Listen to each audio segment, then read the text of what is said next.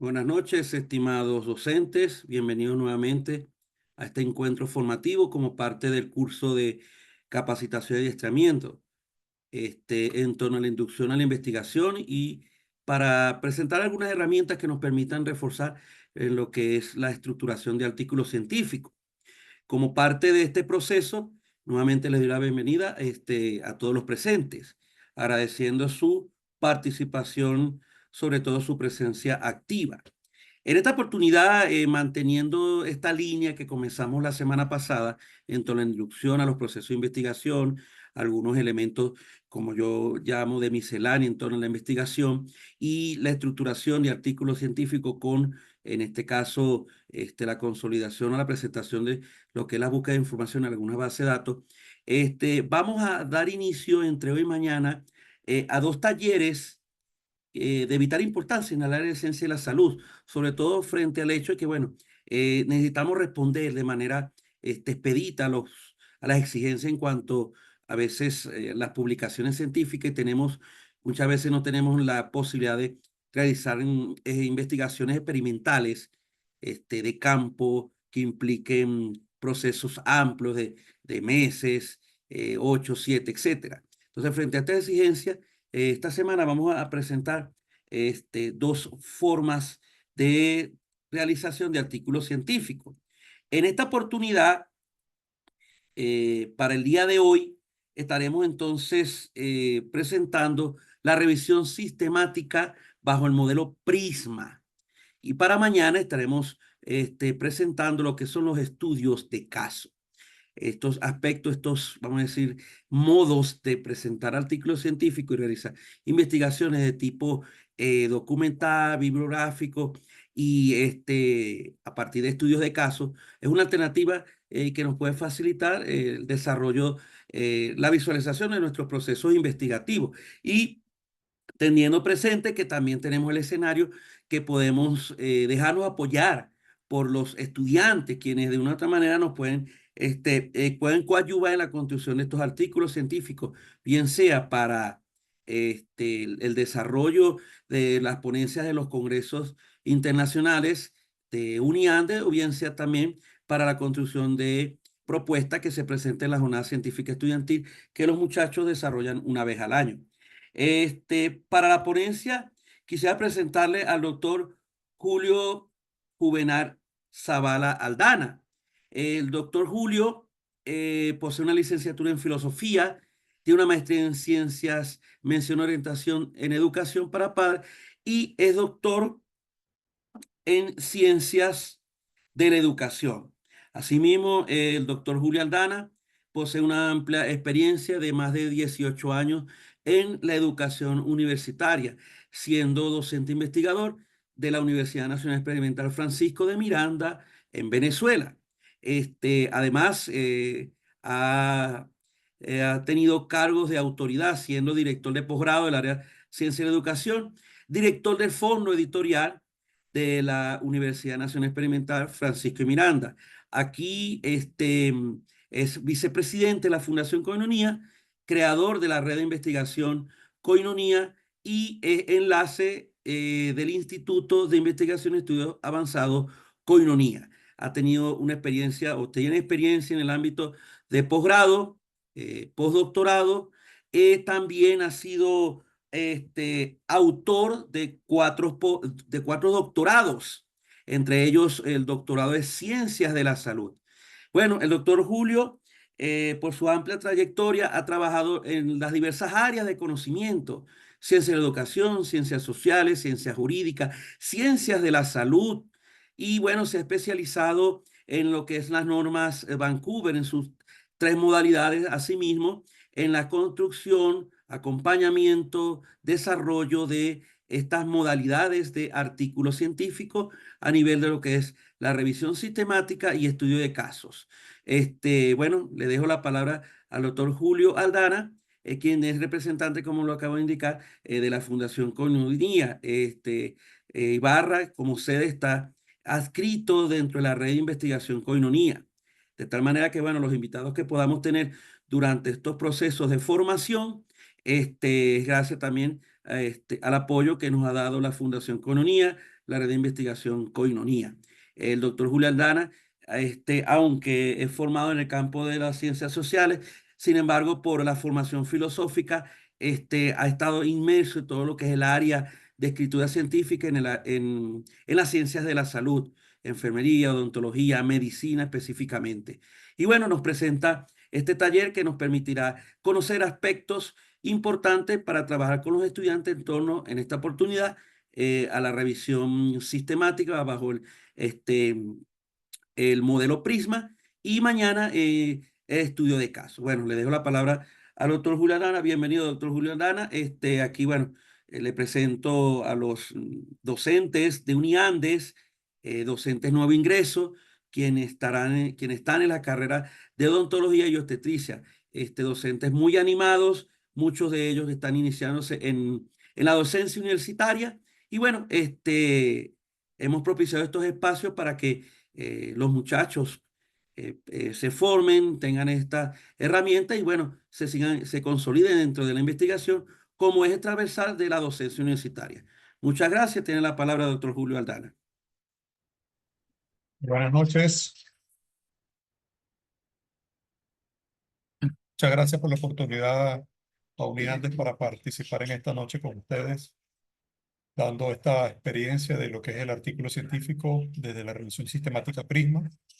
¿Se puede visualizar la pantalla, la presentación? Sí, sí se puede ver. Ok.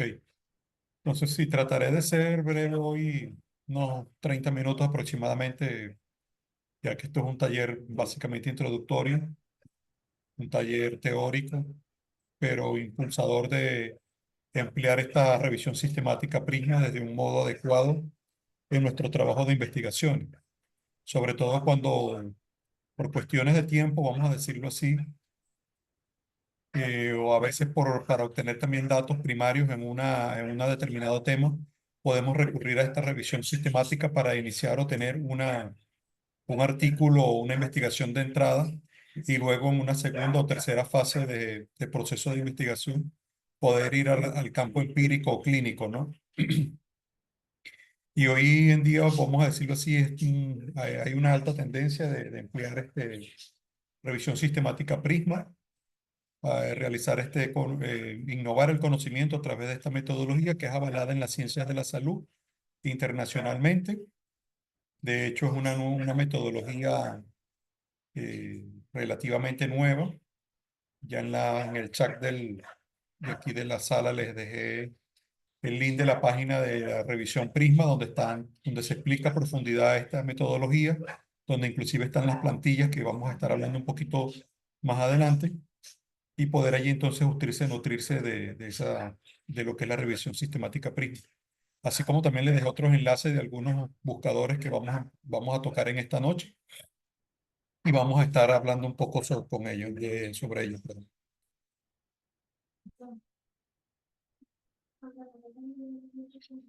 Primeramente, bueno, definir que la declaración Prisma tiene su inicio en el 2009. Esta se diseñó para ayudar a los autores de revisiones sistemáticas a documentar de manera transparente el porqué de la revisión, qué hicieron los autores y qué encontraron. Durante la última década ha habido muchos avances en la metodología y terminología de las revisiones sistemáticas, lo que ha requerido una actualización de esta guía. La Declaración Prisma 2020 sustituye la Declaración de 2009 e incluye una nueva guía de presentación de las publicaciones que refleja los avances y los métodos para identificar, seleccionar, evaluar y sintetizar estudios. La estructura y la presentación de los ítems ha sido modificada para facilitar su presentación o implementación. Es importante acotar esto porque cuando nosotros revisamos lo que son las revisiones o los trabajos, los artículos de revisión a nivel de ciencias de la salud, en la historia clásica y que aún se mantiene vigente en muchas revistas, vemos que en sus normas para poder presentar en un pasado cercano un trabajo de investigación que fuera de revisión, vamos a decirlo así, unos investigadores o unos autores debían realizar un trabajo que contuviera 70 citas, 70 referencias. Imagínense un trabajo, un artículo de investigación que tuviera sustentado por 70 citas. Era algo bastante largo, era bastante fuerte, para realizar ese tipo de trabajo porque se debía incluir pues 70 referencias, ni una menos, tenían que ser las 70 exactas para que el artículo, cuando las personas o los autores lo postularan a una revista de ciencias de la salud, eh, obtuviera los criterios mínimos para poder ser procesado editorialmente y poder ser aceptado quizás a una revisión por pares.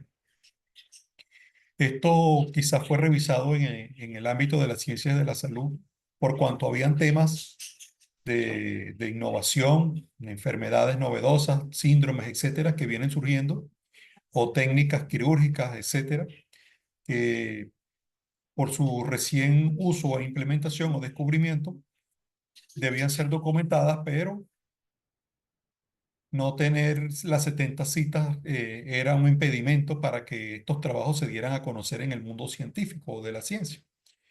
Y por lo tanto, bueno, surge esta declaración Prisma que viene como quien dice hacer la contraparte de estas 70 referencias, que no es que ese trabajo haya sido eliminado o suprimido, sino que ahora se trabaja con la declaración Prisma porque no hay vamos a decirlo así, un estándar, ni mínimo ni de máximo de citas que debe contener un trabajo en este caso documental, en el campo de las ciencias de la salud. Estamos hablando exclusivamente del campo de las ciencias de la salud. Entonces, un trabajo ya no solamente debe ser presentado con 70 citas, puede ser presentado con menos, 50, 30, 20, 15, 10, dependiendo la temática, lo novedoso que exista en la misma, los antecedentes que se hayan publicado, ¿no? Y entonces no hay una limitante de que tienen que ser 70 citas exactas como mínimo, ¿no? Eso es una gran ventaja para nosotros los investigadores y sobre todo para los investigadores nobles, ¿no? Entonces, tener en consideración de que las revisiones o un trabajo documental bajo la revisión sistemática Prisma busca proporcionar información concreta, cuál es el conocimiento que ha emergido de otras investigaciones, cuáles son los aportes principales y para qué se ha publicado sobre una determinada temática.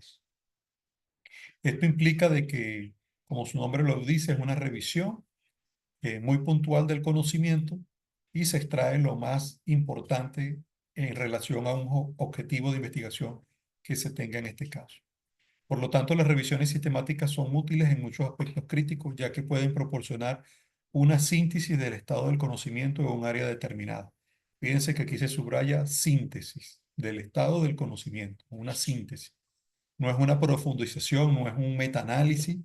Eso también hay que compararlo porque dentro de lo que son las investigaciones documentales hay diferentes tipos, como esta, vamos a decirlo así, macra, que se refiere a tener 70 referencias como mínimo, pero también hay metaanálisis.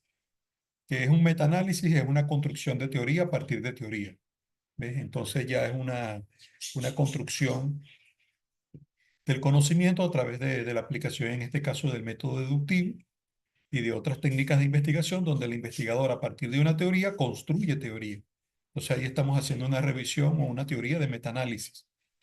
Pero en este caso, la revisión sistemática no llega a esa proporción de construir una nueva teoría, sino que lo que identifica son conocimientos puntuales, una síntesis para darlos a conocer o para ver cómo eso puede ayudar o distanciarse de un objeto de estudio que yo tenga, que yo esté investigando en un determinado momento. Y también aclarar aquí, aprovechar de abrir un paréntesis de que las revistas en ciencias de la salud tienen diversas normas, como lo vamos a ver más adelante, y hay diversas modalidades de publicación de artículos científicos, los cuales van desde originales breves, su condensación de introducción, método, resultado hasta la conclusión, debe contener un máximo de 1500 palabras y 15 referencias como mínimo. Entonces, si yo voy a realizar una revisión sistemática Prisma, bajo, para presentar un original breve, yo debo entonces condensar o sintetizar la información lo más importante y lo más sucinta, pero que sea importante en un marco de 1500 palabras y de 15 referencias, como mínimo, que es lo que me exigen generalmente las revistas de ciencia de la salud. Después veremos otro tipo de artículos que va un poco más de extensión de palabras y un poco más de referencia. Entonces yo también debo adaptarme a las revistas donde yo voy a publicar. porque también en la revisión sistemática nos va a ayudar a identificar futuras prioridades de la investigación. Es decir, se deja abierta cuáles son las temáticas que se deben abordar a modo de preguntas, que esto generalmente quedaría incluido en la conclusión del artículo científico. Las revisiones sistemáticas generan diversos tipos de conocimientos para diferentes usuarios de la revisión. Esto es importante. No debemos confundir, como le digo, la realización de un metaanálisis con una revisión sistemática Prisma. Yo debo identificar también a cuál audiencia va dirigido ese artículo que yo voy a estar redactando o voy a estar desarrollando bajo la metodología Prisma. Si es porque vamos a decirlo así, dentro del área de ciencias de la salud, hay muchas disciplinas o subdisciplinas y cada uno tiene especialidades y hasta subespecialidades. Entonces, entre más sintética y más específica sea la revisión Prisma dirigida a una audiencia, la información que yo presente va a ser de mayor impacto para esa audiencia, para ese público lector que se va a interesar en leer mi revisión.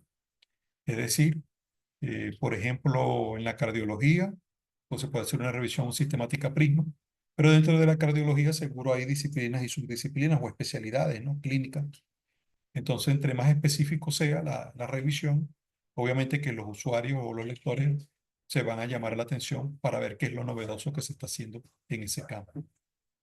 Para garantizar entonces que una revisión sistemática sea valiosa para los usuarios, los autores deben elaborar una publicación transparente, completa y precisa en la que se describa por qué se ha realizado la revisión. Fíjense que esta es la principal pregunta que se debe responder para que se describa para qué se ha realizado la revisión.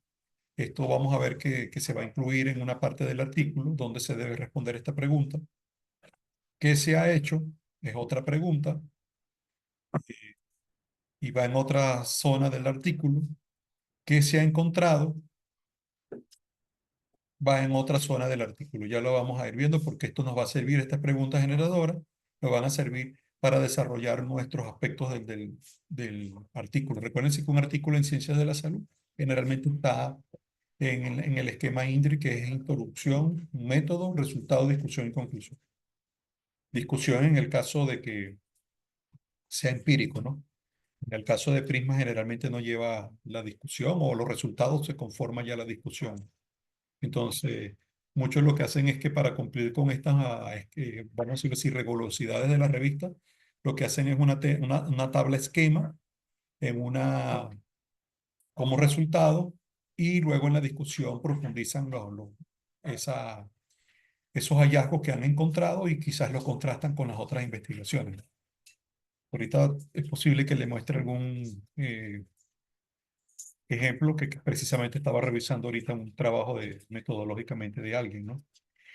Entonces, fíjense que en la declaración Prisma ya hay una tabla, ya hay una lista de cotejo o lista de verificación de los aspectos que debe contener un artículo bajo la metodología Prisma. ¿Cuáles son los elementos que debe contener? Por ejemplo, el título debe identificarse que es una revisión sistemática. Es como que si fuera el subtítulo o el apellido del título del trabajo que usted está realizando. Debe obviamente contener un resumen como cualquier otra investigación. Hay elementos propios para el resumen, que están en la tabla 2 de esta lista de cotejo. Está la sección de introducción, que generalmente se compone de dos partes importantes: la justificación del trabajo que se está realizando y el objetivo o los objetivos que se están desarrollando en esa investigación. Luego tenemos el método, donde se describe en una serie de pasos, como por ejemplo criterios de elegibilidad, fuentes de información, estrategias de búsqueda, proceso de selección, proceso de recompilación de datos, lista de datos, estudios y valoración, medidas de efectos, método de síntesis, es decir, son algunos pasos que debe contener el método bajo revisión sistemática Prisma. Claro, todo declarado muy brevemente, ¿no? En una o dos líneas, en un párrafo máximo, ¿no? Por la cantidad de palabras que generalmente se escudan en una publicación de una revista de ciencias de la salud. Sección y temas, están los ítems, evaluación evaluación de la certeza en este caso, la sección de resultados. También tiene una serie de ítems y de características que deben contener, que se deben responder, que deben ser llenados en esa sección de resultados. La sección de discusión, alguna otra información si es necesaria, implementaria, como apoyo, financiamiento, agradecimientos, etc. Esta es la tabla 2 de todos los elementos que deben estar incluidos en el esquema, ¿no? El esquema debe contener el título, el objetivo, el método, los resultados, discusión, conclusión, muy brevemente, ¿no? Porque recuérdense que también los esquemas, los resultados, tienen una limitación de palabras. Algunas revistas permiten hasta 150 palabras, otras hasta 100, 120, 130. Eso hay que revisarlo siempre en las normas de cada revista. Y este es el diagrama de flujo que caracteriza, que debe contener una revisión sistemática PRISM, que generalmente esto va en la sección de método, de metodología, algunos lo colocan en la sección de resultados. Pero básicamente, ¿qué es lo que nos permite hacer la revisión sistemática PRISM? Con este esquema que se van refinando los estudios que se consiguen en la web, vamos a decirlo así. Yo, por ejemplo, si quiero investigar, voy a hacer una revisión sistemática sobre el impacto del COVID-19 en adolescentes y voy a la web y busco trabajo científico, de seguro me van a aparecer 5.000, 10.000 artículos, trabajos, etcétera. Entonces, para mí, como investigador, es imposible revisarlos todos. Es imposible. Pero yo empiezo a declarar aquí que en mi búsqueda, en mi estrategia de búsqueda, yo encontré, por ejemplo, 5.000 trabajos. Y luego yo los voy refinando porque los voy seleccionando aquellos, voy sustituyendo, voy eliminando, voy suprimiendo aquellos que, por ejemplo, son repetidos, aquellos que abrí de repente el PDF y no me gustó la información que contenía, no era acorde a lo que yo estaba buscando, no es acorde a la línea de trabajo que yo estoy desarrollando, etcétera. Y yo voy haciendo una depuración muy esquemática en este esquema que se está presentando aquí hasta llegar al mínimo de artículos científicos que, como le decía, pueden ser 10, 15, 20. Bueno, vamos a trabajar con un mínimo de 15, que son los que piden las revistas científicas como mínimo, ¿no? Vamos a suponer un mínimo de 15 artículos, por ejemplo, de 5.000 artículos del que hablan sobre el COVID-19 en adolescentes. Logré refinarlos por un proceso metodológico que me lo explica la misma revisión sistemática Prisma. Llegué a tener 15, que son con estos 15 son los cuales yo realmente trabajo en mi artículo científico y son los 15 que realmente terminaron constituyendo mi muestra poblacional y de los cuales yo extraje sus ideas principales para construir los resultados y la discusión con estos 15 artículos. ¿Bien? Ya vamos a ver algún ejemplo de ello en la vida real. Aquí están las plantillas para que descarguen el diagrama de flujo, se documenten un poco más en cuanto al trabajo de Prisma. Este link ya se lo pasé al chat de aquí de la sala Zoom. Entonces, ya pasando a un segundo tema, una segunda etapa de esta presentación, de donde hablamos de lo general, de lo que es la presentación Prisma, ahora vamos a aterrizar un poco más en cuanto a la parte teórica de lo que es el artículo científico construido bajo la revisión Prisma. Para garantizar que una revisión sistemática sea valiosa para los usuarios, los autores deben elaborar una publicación transparente, completa y precisa en la que se describa por qué se ha realizado la revisión, qué se ha hecho y qué se ha encontrado. Entonces, pasamos dónde se responde la pregunta, dónde se debe desarrollar o describir qué se ha realizado, para qué se ha realizado, por qué se está realizando la revisión. Eso se coloca en la introducción del artículo. ¿Ve? Vamos teniendo aquí elementos claros ya, vamos aterrizando como les dije. En la introducción yo debo redesarrollar de acuerdo a la lista de cotejo de Prisma la justificación, que es donde yo debo desarrollar el por qué yo estoy realizando esta revisión y para qué la quiero realizar. Y esto debe estar escrito, escuchen bien, escrito en 4 párrafos mínimos a 6 párrafos como máximo. Quizás si la información es muy novedosa y ahí puedo quizás extenderme a un séptimo párrafo ahí como que ajustado a ver si pasa. Pero en la revisión Prisma la justificación es entre 4 a 6 párrafos.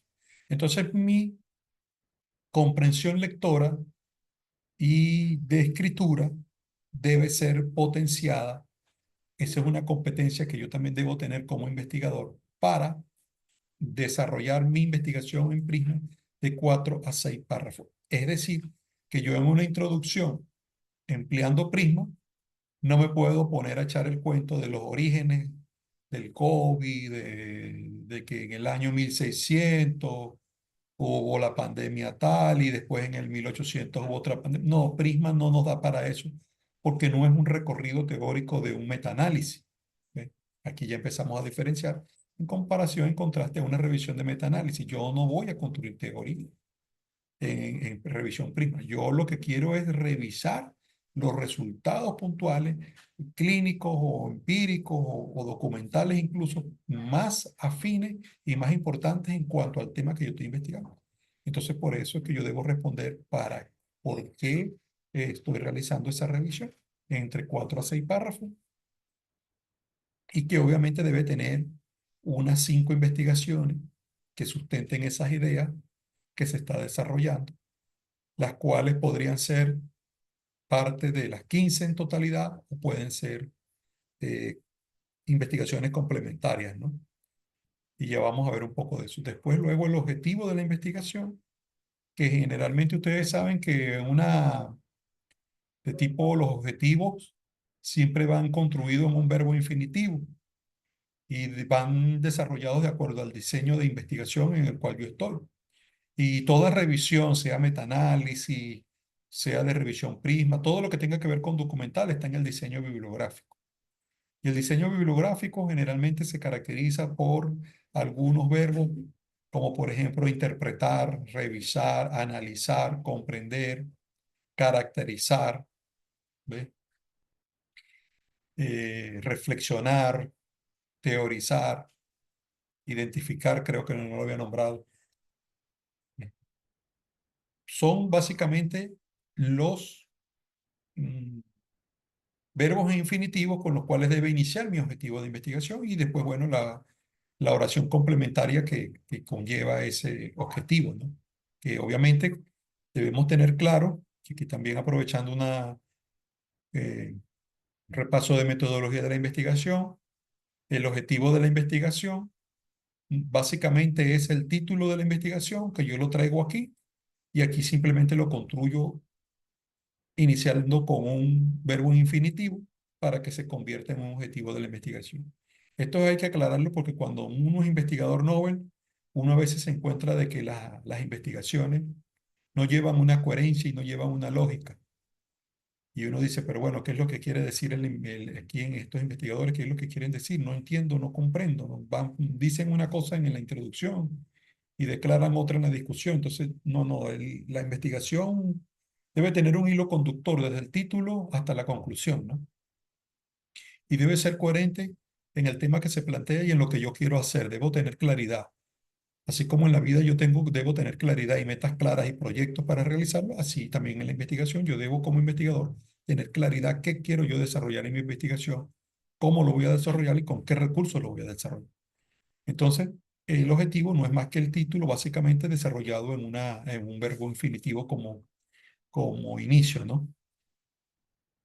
Esto es importante porque ya vamos a ver que la conclusión o la discusión en la revisión Prisma, que bueno, y en cualquier otro trabajo de investigación, debe responder al objetivo de investigación, es decir, el objetivo de investigación. Yo debo desarrollarlo en mis resultados, en mi discusión y en mi conclusión. Debo darle respuesta a este objetivo de investigación.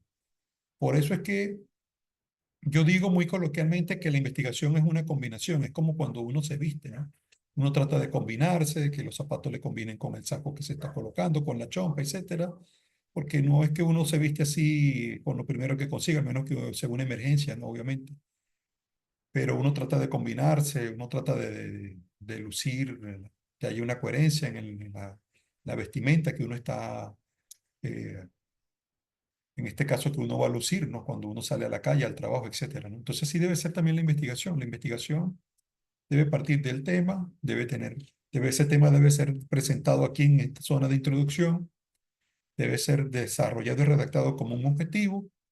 En el método explico cómo yo voy a desarrollar este objetivo y en los resultados yo debo plantear qué he conseguido de este objetivo y en las discusiones cuáles son los hallazgos y la contrastación entre una investigación y otra relacionadas más importantes a este objetivo y la conclusión debe darle respuesta entre los resultados y la discusión a este objetivo.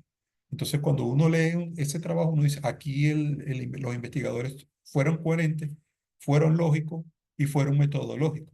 Entonces, ya ahí el trabajo ya empieza a avanzar en la revisión por par.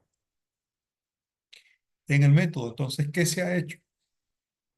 Debemos responder claramente qué se ha hecho. Bueno, se realizó una revisión sistemática de 15 artículos científicos, los cuales estaban ubicados en la base de datos.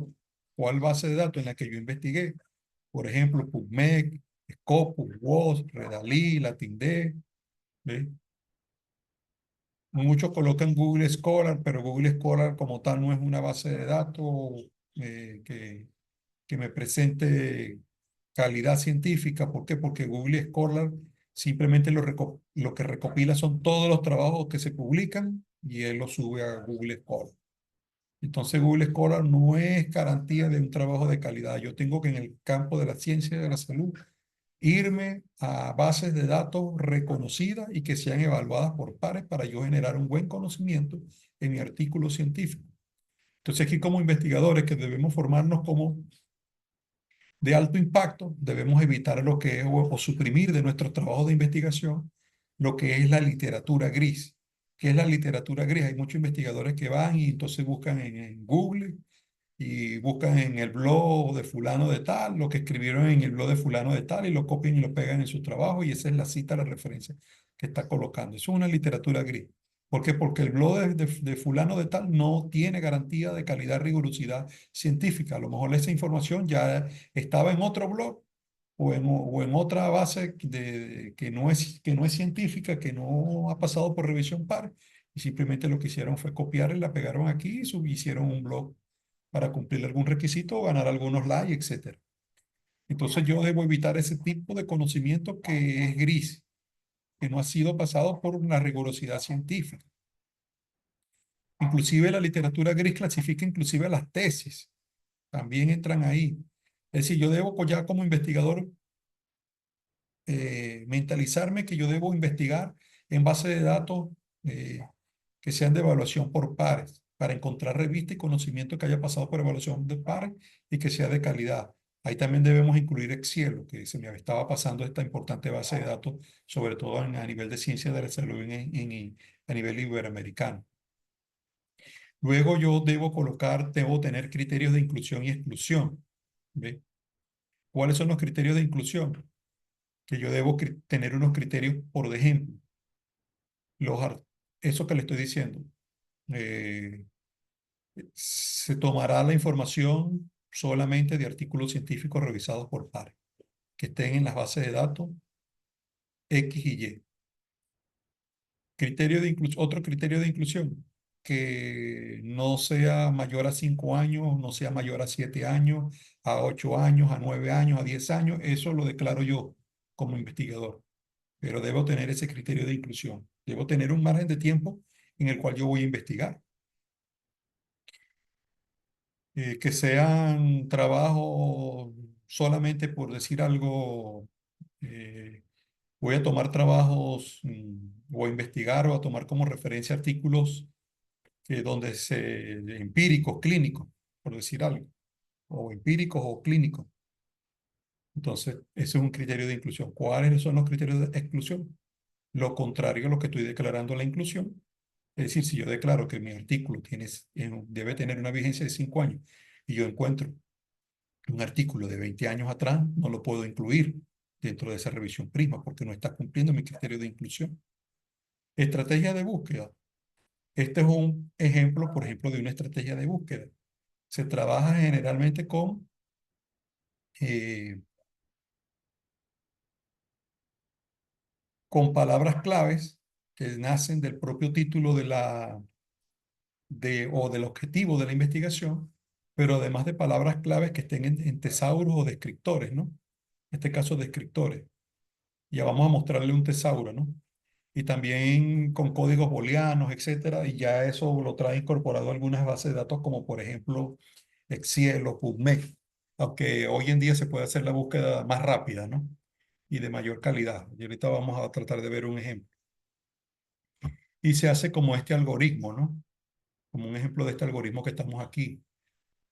Aquí inclusive están los años de la publicación, de la vigencia, de lo que le hablamos, ¿no? ¿Cuál tipo de documentos voy a utilizar? Solamente artículos, ¿sí? Que puedan estar en dos lenguajes, en inglés y español. ¿De esto sale de dónde? De los criterios de inclusión. Se construye la estrategia de búsqueda. Por ejemplo, las palabras claves, mental status, test y demencia, ¿no? Y en enfermería, teorías del MIN, de la demencia, o sea, que estén entre estos años, 2021, 20, 19, esto, yo voy construyendo mi criterio de búsqueda. Base de datos, bueno, puedo colocar, como ya les dije, PubMed, Scopus, Excel, etcétera. Y así yo voy construyendo el método. En mi artículo, estos son los elementos más esenciales para no abarcar toda la lista de lo que nos plantea revisión sistemática, ¿no?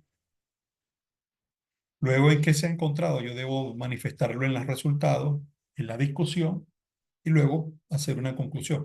Aunque hay algunos artículos de Prisma que no utilizan la conclusión como tal, sino que ya en la discusión va implícita, en el último párrafo de la discusión, va implícita la conclusión.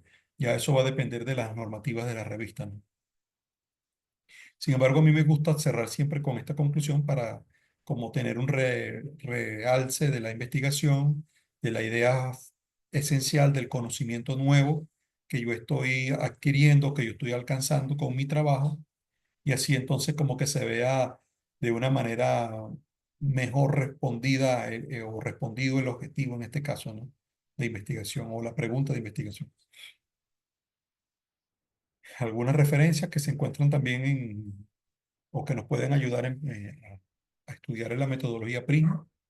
La tienen aquí, aunque ya hoy en día en PUME hay muchísimas que nos explican la guía aquí de Prisma. Y bueno, dejamos de lado la presentación como primera parte, esta pequeña presentación, y vamos a donde estamos aquí viviendo este trabajo.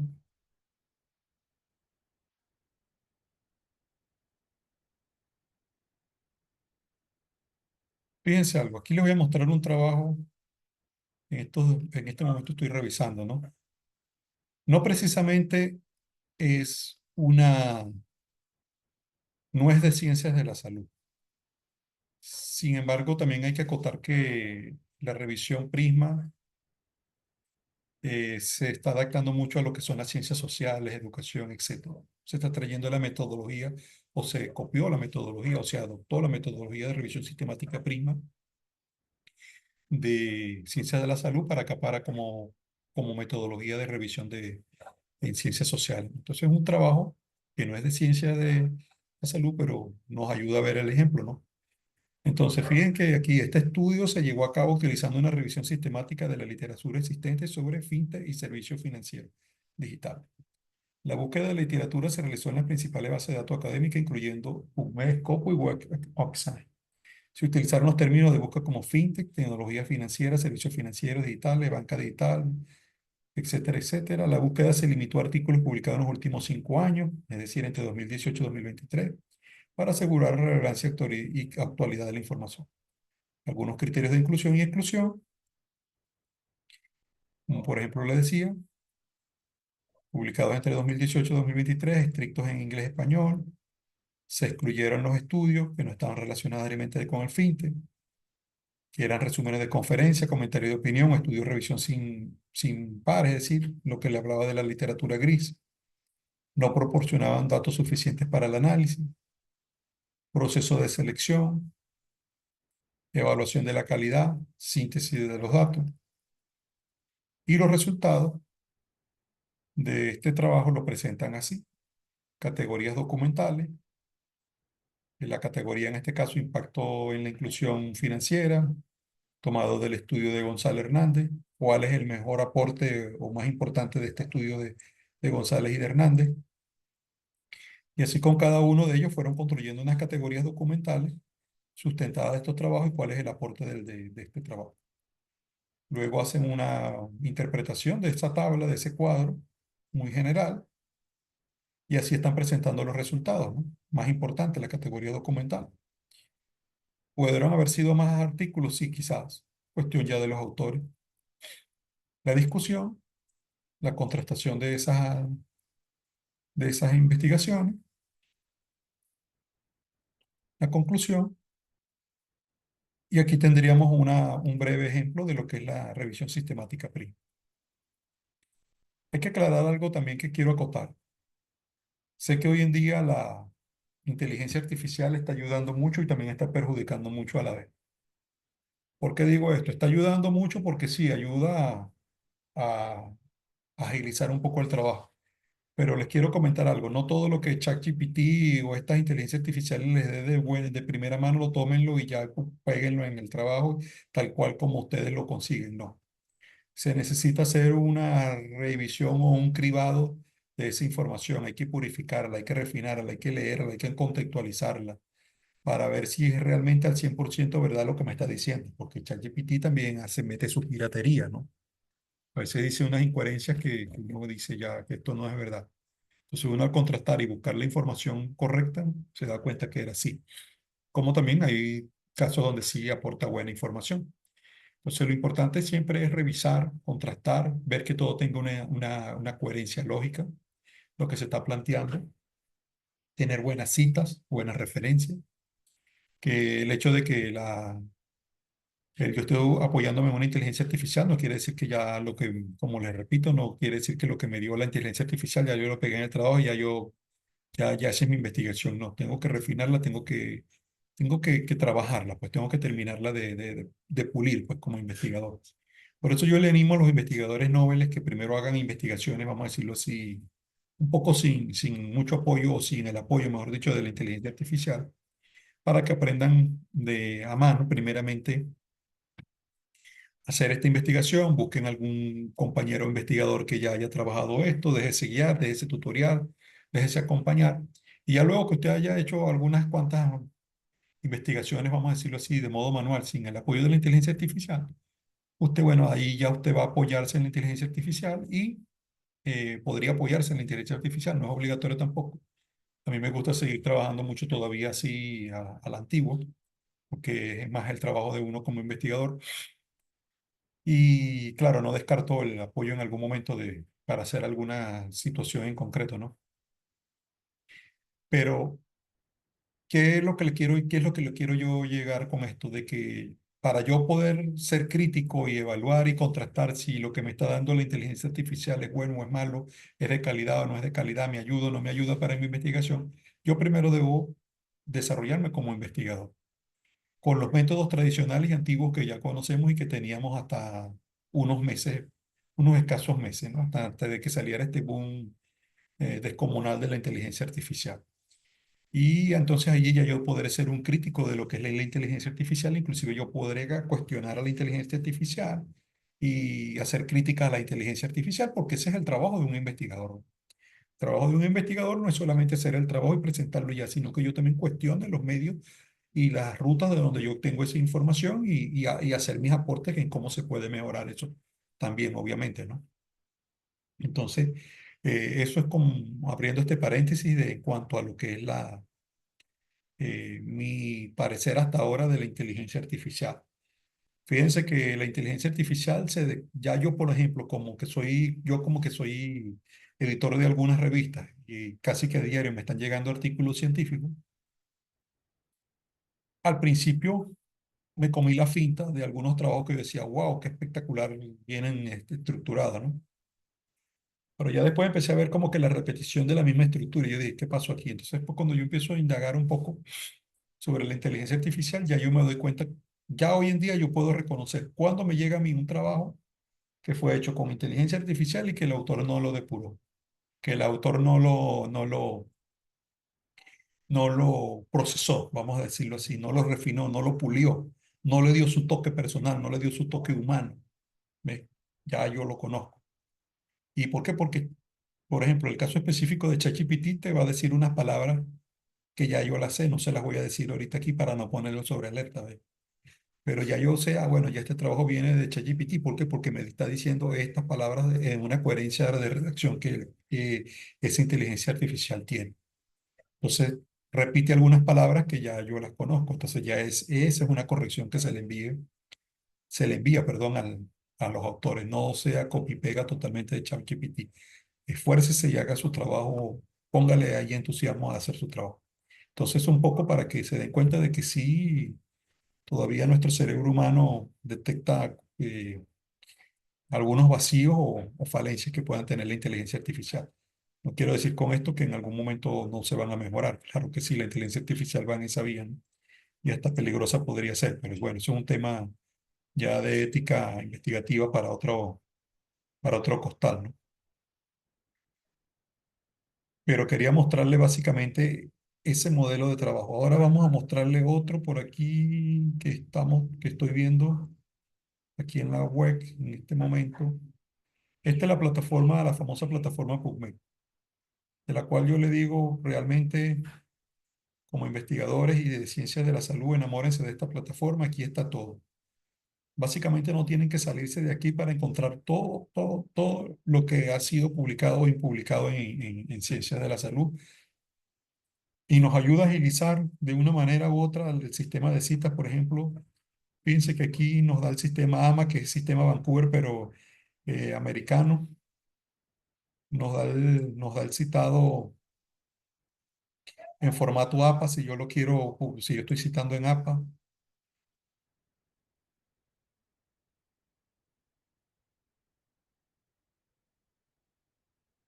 Me da el formato Chicago, me da el formato internacional Vancouver.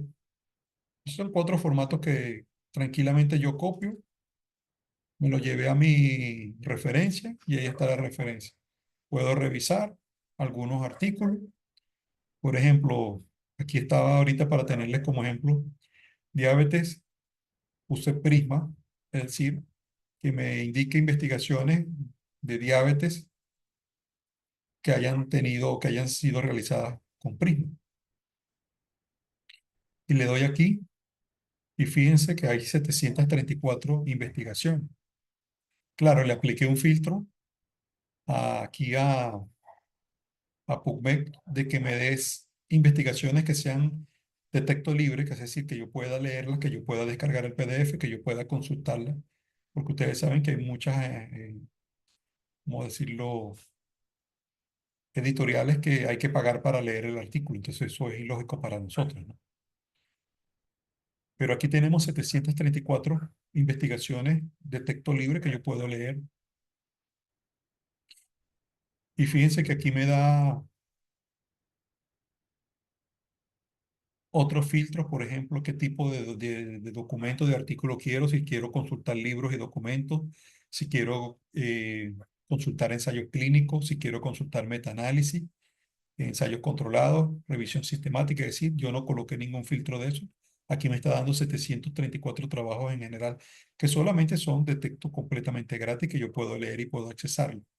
Pero si yo, por ejemplo, quiero hacer mi revisión sistemática de ensayos clínicos relacionados a diabetes mellitus, vamos a ver qué va a ocurrir. Fíjense lo que les decía. De 734 artículos bajó a 11 radicalmente, a 11 artículos. Entonces, fíjense cómo ya también esta base de datos o estas bases de datos, sin desarrollar códigos booleanos que a veces nos resulten engorrosos, podemos ya ir trabajando lo que es la revisión sistemática prima, hacer un cribado muy rápido, muy refinado de estos trabajos, que en este caso, si yo estuviera trabajando o haciendo una revisión sistemática sobre trabajos que han sido publicados como ensayo clínico. Entonces, fíjense, yo aquí tranquilamente puedo revisarlo,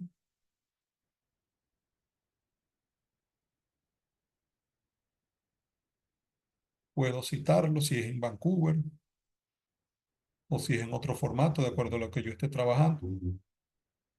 Me quiero, aquí me dice solamente me da los aspectos muy puntuales de esta investigación, pero si yo quisiera leerlo completo, entonces pincho aquí en donde está el DOI del artículo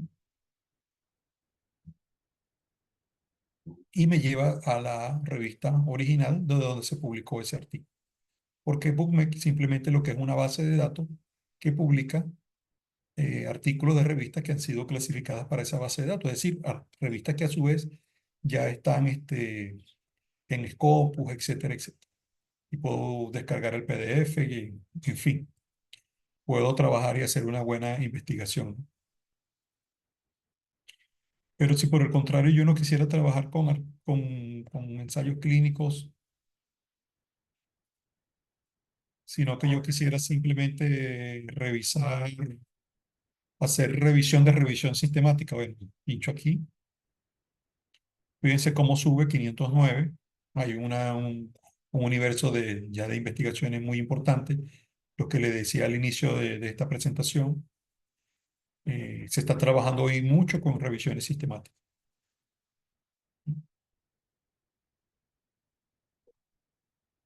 Pero también hay otros criterios importantes.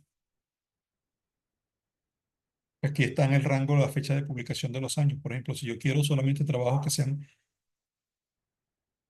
de los últimos 5 años,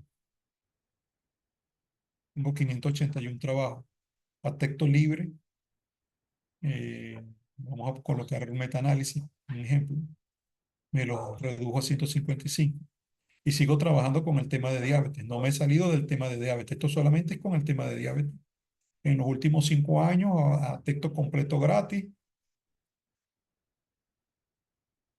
y en los últimos 5 años. Entonces, material, de dónde trabajar, de dónde investigar y agilizar mi investigación, lo hay, mucho.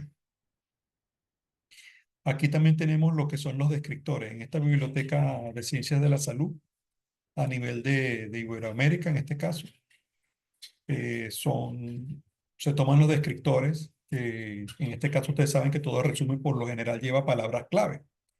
Pero cuando estamos hablando ya de artículos de alto impacto, las revistas por lo general nos piden, y cuando son muy especializadas, nos piden no palabras clave, porque las palabras clave ustedes saben que yo las tomo del título y que tengan relación con el título de la investigación, pero los descriptores no necesariamente, puede que sí, puede que no tengan relación directamente con el título de la investigación que yo estoy relacionado, pero sí tienen que ver con el área o la especialización o la disciplina o la subespecialidad, con una gran categoría de la cual yo estoy trabajando ese tema. Por lo tanto, un descriptor es más amplio y es de mayor calidad que una palabra clave, porque además el descriptor está controlado por una institución, es decir, porque los descriptores que están en un tesauro prácticamente son como palabras que son como que si estuviesen, son un diccionario, vamos a poner ese ejemplo, son un diccionario, y entonces al ser palabras controladas, son palabras científicamente validadas por una comunidad científica.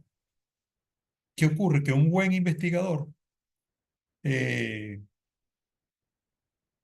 que esté trabajando a un nivel de alto impacto, él no va a trabajar con palabras claves, él va a trabajar con descriptores y, y lo va a llevar a investigaciones que tengan esos descriptores. Por ejemplo,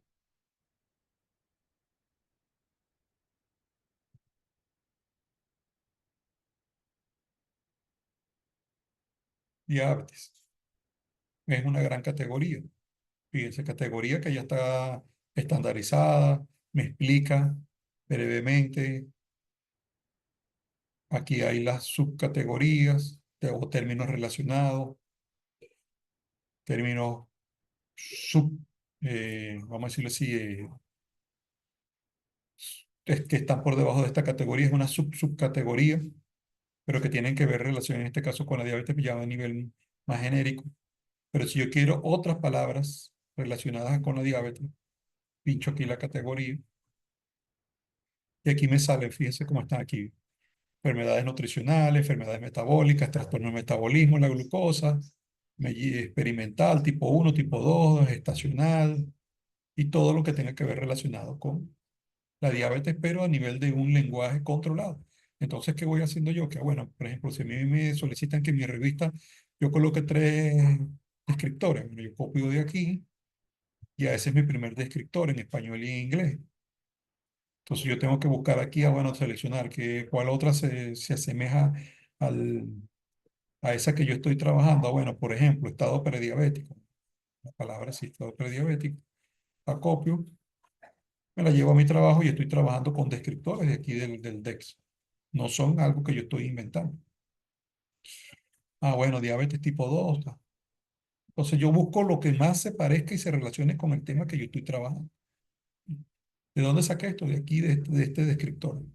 ¿Quién valida esto? Bueno, imagínense la Organización Panamericana de la Salud, la OMS, Vireme. Entonces ya esto es un diccionario, vamos a decirlo así, un tesauro, una biblioteca que ya está controlada y a su vez está relacionada con esta otra biblioteca que está aquí. Entonces su investigación al trabajar con estos descriptores indirectamente se está relacionando con otra gran biblioteca y así los motores de búsqueda en Google Escolar son más potentes a la hora de que encuentren su artículo eh, una audiencia especializada en cualquier lenguaje, es decir, que no sea español. Cualquier investigador a nivel mundial que esté investigando y que coloque estos términos para buscar artículos relacionados, es muy probable que se encuentre con el suyo en Google o en otra base de datos y lo pueda citar. Y usted sea visibilizado en el mundo científico. Aquí tenemos una investigación que no propiamente es una revisión sistemática, pero sí es una revisión documental tomada básicamente vamos a decirlo así, tomando como estructura base la revisión sistemática. Aquí está un original breve en esta revista de salud. Fíjese cómo se estructura el resumen, el objetivo. Se coloca el objetivo muy puntual, sin estar echando el cuento de que aquí en el año 1600 hubo tal cosa de la vitamina D. No, no, no. Los resúmenes en ciencias de la salud para revistas especializadas son así, concretos y precisos. Aquí pudo haber ido método, decir cuál fue el método que utilizaron. Bueno, revisión sistemática. Pueden escribir, la población fue de 15 artículos científicos ubicados en tal y tal base de datos. Resultados y conclusiones presentan lo más importante de su hallazgo. Descriptores tomados de aquí, del DEX, como ya les hablaba. Introducción, muy breve, miren, muy sucinta. Sistema Vancouver, al grano, de la enfermedad, del tema que se está hablando, muy puntual, para qué se está haciendo, el método, muy brevemente se explicó. Los resultados, miren, muy parecido a lo que ya les explicaba, les mostraba en la otra investigación, solamente que aquí también las tablas no son una camisa de fuerza, cada investigador puede diseñar sus tablas de resultados según los datos que mejor quiera aportar. Aquí colocan el autor, es decir, la investigación, el año. Ellos quisieron colocar la población porque quizás este artículo tenía que ver más quizás con epidemiología, entonces siempre es importante colocar los datos poblacionales, demográficos, etcétera, ¿no? Y los resultados y conclusión más importante de esta investigación, los cuales a su vez estos resultados son los que ellos van a hacer la discusión aquí en la zona de discusión, pero ya como no solamente presentarlo, sino contrastarlo con otras investigaciones y hacer todo lo que lo que se desarrolla en una discusión de un artículo científico, ¿no? Conclusiones, conflicto de interés, bueno, y las referencias al estilo Vancouver, ¿no? Así que tenemos esta revista interdisciplinaria de ciencias de la salud y vida. Vamos a ver aquí algunas normas editoriales. Aquí la revista va diciendo todo lo que debe contener las normas que debe contener el artículo, que deben cumplir los autores, etcétera, etcétera. Pero quiero aquí destacar esta parte del tipo y estructura de los artículos. Los artículos serán clasificados como artículo original, originales breves, artículos de revisión, comunicaciones clínicas, informes y reportes de casos, que de esto vamos a estar hablando un poco mañana, entre estos dos, comunicaciones clínicas y estos dos vamos a hablar un poco mañana, estadísticas epidemiológicas, editorial, carta al editor.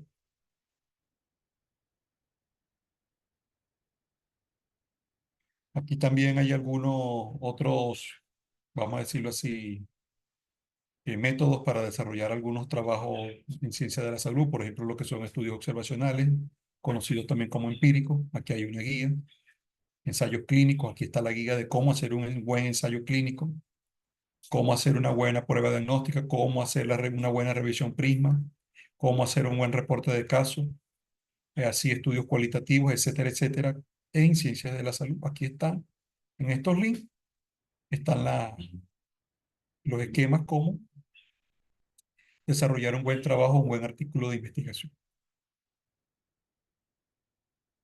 Y quiero llegar a este cuadro que está aquí porque aquí vemos de manera esquemática que debe contener un artículo. Por ejemplo, fíjense, un artículo original, el título debe tener 15 palabras, esto hay que tenerlo claro. Si la revista me dice 15 palabras, yo no puedo tener 16, no. Tienen que ser 15 máximo, puede ser 14, 13, 10, 7, menos sí, pero más no. ¿Por qué? Porque el sistema OJS no te va a permitir, no nos va a permitir subir el artículo, además que la norma dice máximo 15. Igual con el resumen 150, las palabras claves deben ser mínimo 3, un máximo de 5. No puedo colocar 6, 7, no puedo colocar 2, no. 3 o máximo 5. Puede ser 3, 4, máximo 5. 3.500 palabras entre lo que es la introducción, método, resultado, discusión y conclusión. Figuras, gráficos y tablas, entre cada uno de ellos debo tener 6, es decir, debo distribuirlos, como yo voy a presentar los resultados de una manera concreta. Y las referencias consultadas deben ser mínimo 30 referencias. No pueden ser 29, no pueden ser 28. Tienen que ser 30, podrían ser 31, 32, etcétera, pero mínimo 30. De preferencia, 30. ¿Por qué? Porque hay algunas editores de revistas que si colocas 31, no, te pueden rechazar el trabajo porque la norma dice que es 30. Lo que no puede ser menos. Nosotros aquí en esta revista no somos así punitivos. Si usted coloca 31, 32, bienvenido, 40, bienvenido. Pero tenga mínimo 30 o tenga las 30 exactas. Igualmente con los lineales breves, lo que le decía, tienen la misma similitud en la primera estructura, solamente que de 3.500 palabras, aquí baja a 1.500 y 6, aquí es 15, y hay que revisar esto de tipeo. Y aquí le decía el artículo de revisión clásico, 70 referencias, comunicaciones clínicas 15, informes y reporte de casos 15, estadísticas epidemiológicas 15 con su cantidad de palabras. Entonces, en una revista de ciencias de la salud, por lo general, en el 99% a nivel mundial se trabaja con este esquema que está aquí. Entonces, yo cuando voy a hacer mi artículo en ciencias de la salud, yo debo adherirme a una de estas modalidades de artículo para presentarlo en la revista, con, bueno, citado Vancouver, etcétera, etcétera. Aquí hay que abrir un paréntesis, ¿no?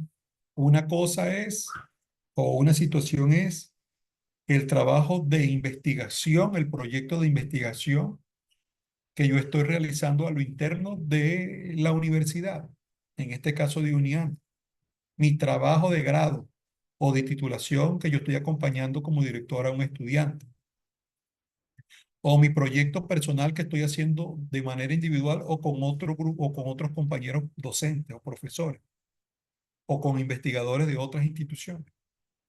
La norma allí me puede decir que yo puedo tener 20, 30, 40, 50 páginas, pero esa es la norma del proyecto de investigación. Entonces, de ese proyecto de investigación, que tiene unas normas muy específicas en cada universidad, yo debo, después que ya yo he realizado mi investigación, mi proyecto de investigación, mi proyecto de vinculación social, o que tengo avances sustanciosos del mismo, yo lo que tengo es que adaptar esa información que tengo en macro de un proyecto y adaptarlo a estas normas de publicación de una revista de ciencias de la salud. Y me voy a dar cuenta que de un proyecto de investigación, entonces yo puedo sacar la publicación de 2, 3, 4, 5 artículos científicos. ¿Por qué? Porque generalmente los proyectos de investigación en una universidad tienen al menos un objetivo general y al menos tienen unos 3 o 4 o 5 objetivos específicos. Y si yo los desarrollo bien en mi proyecto de investigación, yo lo que hago es un desglose de cada objetivo de eso. Se puede constituir o se debe constituir en un artículo de investigación. Entonces, voy a colocarle este ejemplo. Si yo tengo un proyecto de investigación que contiene un objetivo general y tiene 5 objetivos específicos o propósitos, ¿cuántos trabajos de investigación yo puedo desarrollar o artículos de investigación yo puedo extraer de ese proyecto de investigación? Puedo extraer 6 artículos, uno del objetivo general y uno por cada objetivo específico. Y los puedo adaptar a alguno de estos esquemas que están aquí, que me pide la revista. Ahí es donde está la diversidad, ahí es donde está la creatividad, la innovación del investigador de sacar provecho de los trabajos que va realizando a diario en la universidad. Entonces, yo lo que tengo es que realizar una buena macro o un buen macro proyecto de investigación y tenerlo sustento y desarrollarlo al mejor modo posible. Porque simplemente yo después lo que hago es una descomposición de macro a micro en alguno de estos esquemas de investigación que yo tengo aquí. Entonces, con un proyecto que yo hice con mis estudiantes, yo puedo sacar X o N cantidad de artículos, ¿ve? Adaptado a estas normas o a la de otra revista, si es que es de ciencias sociales, etcétera, o es un congreso que tiene otras normas muy particulares. Entonces, simplemente yo lo que hago es de la información que ya yo obtengo, adapto a mi trabajo. Ese puede ser un taller que podamos ver en una práctica más adelante, como de una tesis de grado, de un proyecto de grado, etcétera. Yo construyo mis artículos científicos.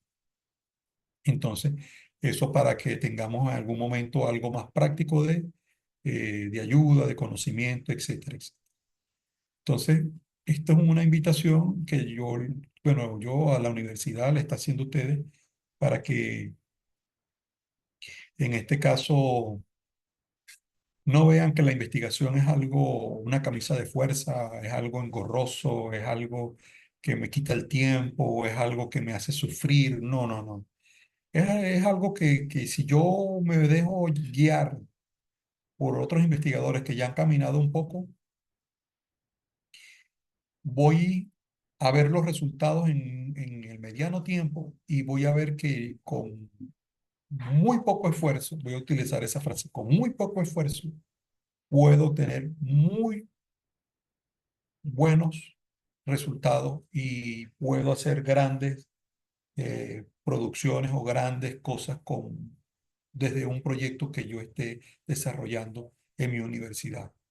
Entonces no es que yo necesito hacer un proyecto, necesito hacer otro proyecto por aquí y después yo necesito hacer 10 artículos durante el año. No, los voy desarrollando en la medida que vaya desarrollando mi proyecto de investigación y ahí emergen los artículos científicos.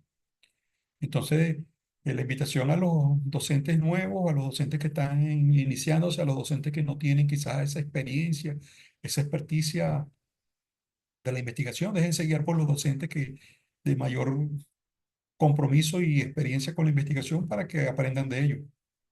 El que quiere ser investigador y el que quiere aprender investigación tiene que ser discípulo de un buen investigador.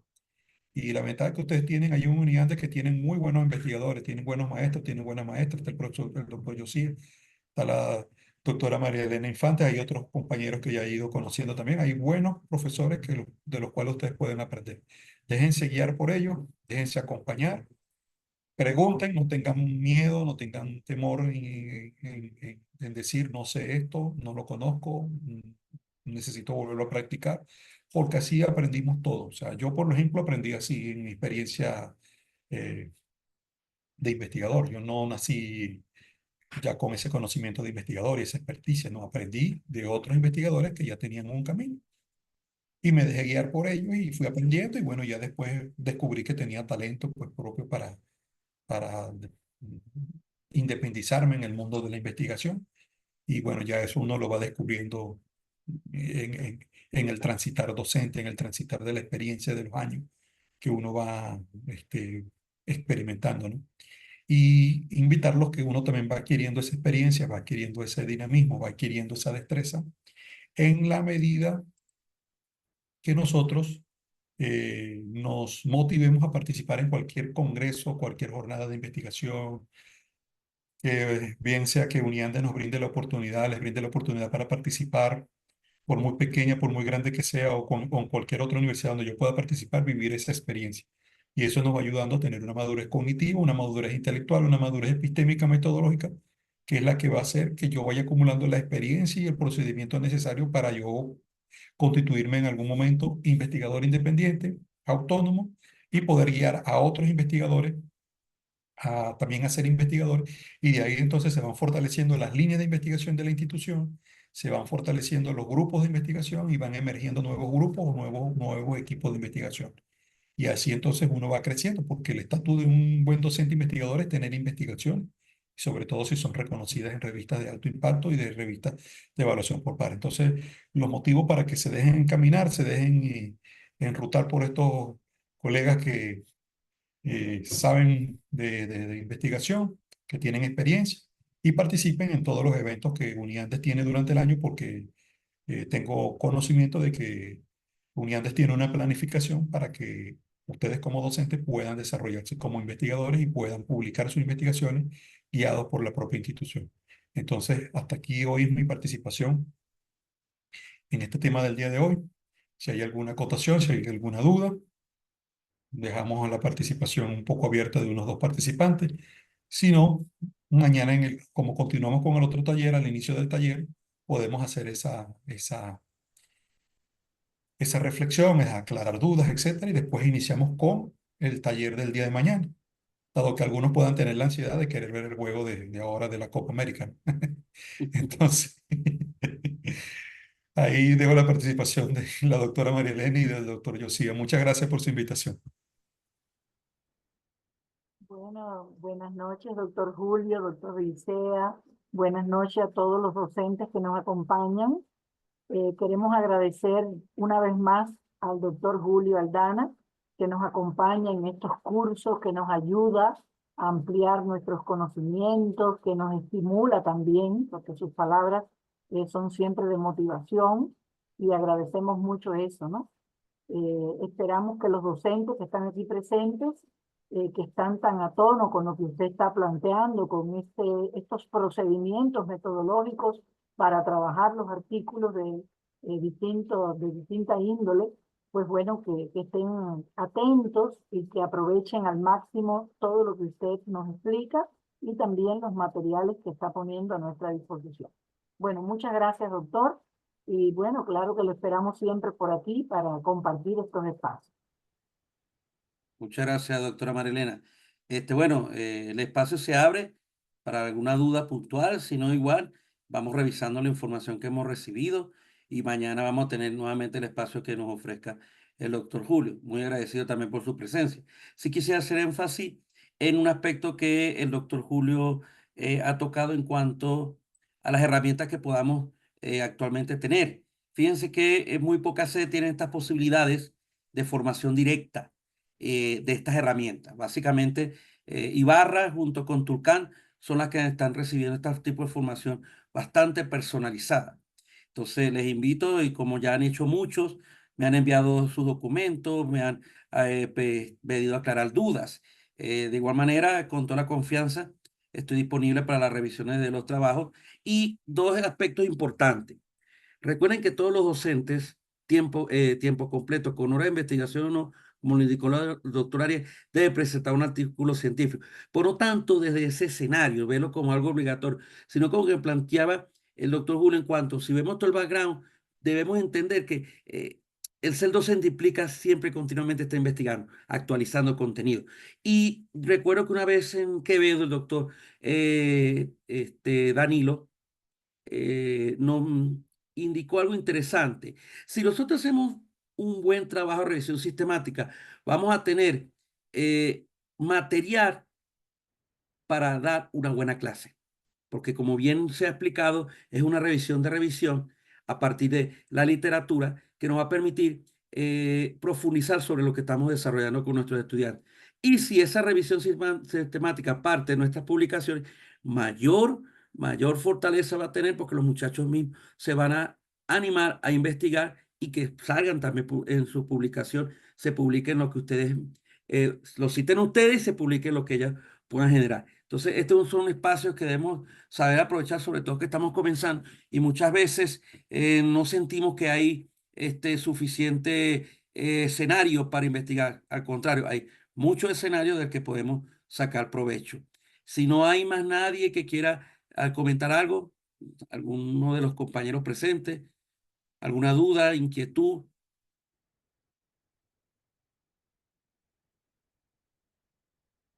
Sí, entonces les agradezco también a los docentes que todavía no han declarado su artículo, por favor, hacerlo. Porque yo mañana ya debo pasar un parte ambato y les hablo claro. No, me gusta evitar incomodidades. Yo no quiero que el doctor Ariel llame al director y nos reunamos, porque yo estaría presente, para ver por qué el docente no ha declarado nada. Entonces, ya llevamos de la semana pasada esto. Si es importante, entonces simplemente la declaración. La mayoría cuando presentaron el informe el mes pasado ya habían declarado un título. Bueno, ese título es el que tienen que colocarse. Que si se cambia después cuando presenten el producto no hay problema. Pero necesito la declaración porque esto es parte también de las proyecciones de artículos científicos que vamos a presentar de parte y barra, porque como les digo, tenemos que cumplir una cuota. Y es importante entonces eso, el apoyo de ustedes en ese particular. Ya estamos colocando, ingeniero Rodolfo, puede colocar nuevamente el link de la asistencia. Ya se está colocando. Entonces, bueno, ese aspecto es fundamental para tener presente de tal manera que aprovechemos estos espacios. Bueno, si nadie tiene alguna pregunta, alguna inquietud, entonces nos vemos mañana a la misma hora para seguir profundizando sobre estas formas de presentación de artículos científicos. De mi parte, buenas noches. Muy agradecido también a la doctora Marilena, la coordinadora que está presente. Estuvo la doctora Chacharlo, la doctora Grijalda, ese por la conexión que salían y entraban. Entonces, bueno, siempre está ese aspecto también logístico. Bueno, muy Bien. buenas noches y Buenas noches a todos. Hasta mañana. que la pasen bien. Hasta mañana.